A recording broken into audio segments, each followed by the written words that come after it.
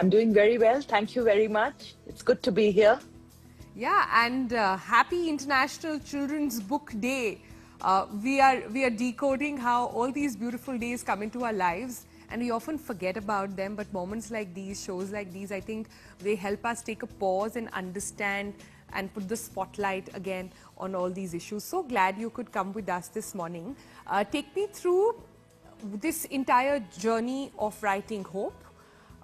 We are talking at a time when adolescence is such a question, right? People are talking about what's parenting our kids, what's going on in their mindset, how do we ensure they know how to differentiate between right and wrong and are able to get outlets as well. These are very complicated emotions, even for adults. So tell me, what's your mantra of figuring out how to decode it to young adults, to kids?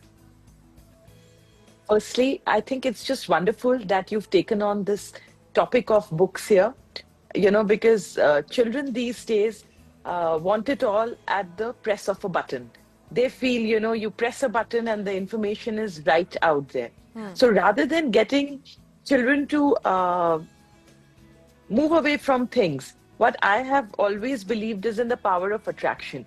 Give them attractive books to look at.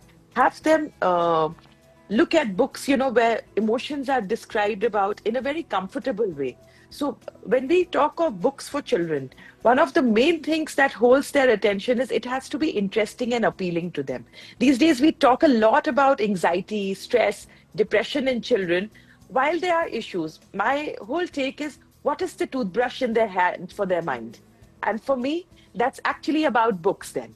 With books, as you can see the snippet at the World Book Fair, when children were there, when they get to talk about their emotions, and when books are there, they feel as though they can cope up with any challenges. And having been in the field for multiple years, what I realized is hardly anybody is talking about preventive mental health care. We can diagnose issues, but if we don't give solutions, then how is a child going to look after his mental health care? Now, a 10-year-old or a 14-year-old doesn't expect his mother to give him a bath, you know. But when it comes to mental health care, we think it has to be outsourced. So my endeavor is through all these books that I've been writing, and there's a lot of gratitude for the opportunity to all the publishers. I hope children have a very easy way to look after their mind. I'm very glad you talked about that, Dr. Pragati, because, parents of today, and as one myself, I can tell you, there was a time when fairy tales and comics were the flavor. I see a lot of conscious parents now move away from it, saying that I want to introduce my child to a more real world. The times for Barbies and fairy tales is over. Cinderella does not exist. Unicorns and rainbows do not exist. Do you think in times like these, where do you draw the line? Are you for these old style books at all? Or do you think we should get real, talk about issues that matter? I think there has to be a balance. Like when I was a young girl, I loved reading fairy tales. Enid Blyton, when I read my Enid Blytons, I felt as though I was transported to a different world. When I read about adventure and children going off in a forest and all that, it was very exciting. So I think the gift of imagination, fantasy and fairy tales, feed our imagination. So it's fine. However, some of the messages that they carry, like Snow White, she needs a rescuer. Some of these gender-based roles that they talk about, I feel are not very conducive to the times that we are today.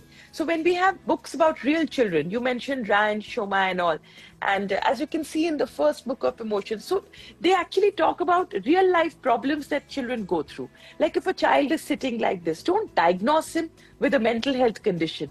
Instead, if adults could actually communicate. So in my books, there are strategies on how to talk to children. How do you really talk to them if you see them struggling? Because through visuals, through stories and pictures, children can actually understand what to do. Like we often, one of the reasons why these books came along, parents would tell me this child is not grateful. He's constantly complaining. And the child often looks blankly at the parent. Gratitude, what are you talking about? Now, if we weave in gratitude into a child, if we show them what gratitude means, if they do picture compositions, it becomes very easy to be familiar with the world of emotions which are helpful. So I do feel when we take real life situations, like in Hope, there's a situation A child who witnesses fighting with parents, what can he do about it? Actually, how to go about it. There is a child who sees depression in the house, a child who's getting criticized. So, in simple ways, if these real life scenarios are taken, I think they are very helpful to children. Yeah, and but the other side is, and I'm sort of playing the devil's advocate here. How much of exposure to real life issues is good, and at what age precisely? I'm glad you asked this question. Because normally when I have sessions in schools, authorities tell us, why do we expose children to these words? So, what I do, I can see that live footage of mine that you've put there. I just ask them, how many of you have heard of depression? All the hands go up.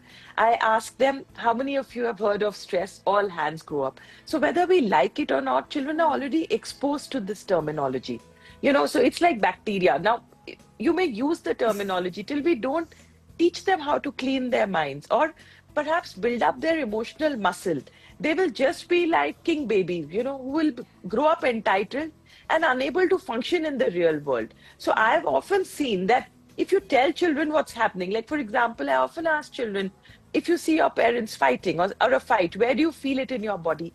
They describe exactly where they feel it.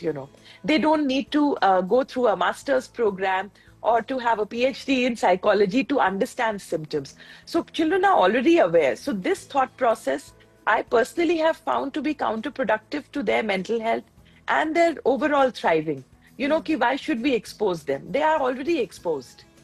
Yeah. Well, that's a good point. A lot of storytelling and learnings happen at home, but those which can't, there are always books to sort of go to. Thank you so much for joining us this morning and sort of letting us get an insight into your mind. Thank you. I'm glad to be here.